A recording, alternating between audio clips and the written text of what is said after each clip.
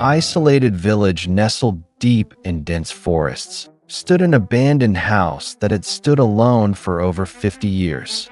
No one dared approach it after sunset, for the villagers believed that something evil haunted it.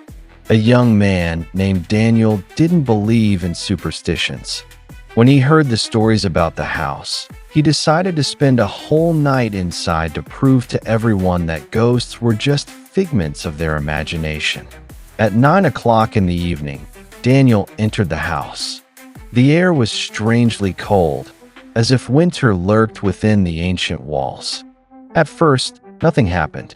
He sat in the old living room and recorded a video of himself laughing at the village legends.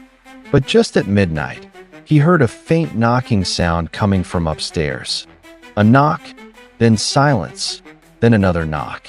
Daniel cautiously climbed the stairs. The sound led him to an old wooden door at the end of the corridor. As he approached, the knocking suddenly stopped. But something else began to happen, faint whispers behind the door. He put his ear to the door. The whispers were slowly repeating his name. Nia. L. He recoiled in terror.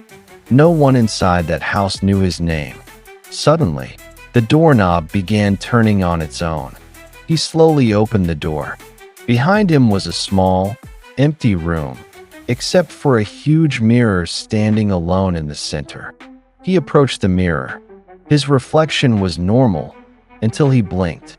When he opened his eyes, he saw his reflection smiling, even though it wasn't smiling. He froze. Then the reflection slowly began to raise its hand, while Daniel remained motionless.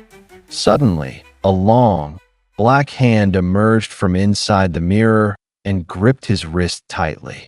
Daniel screamed and tried to run, but the room vanished around him.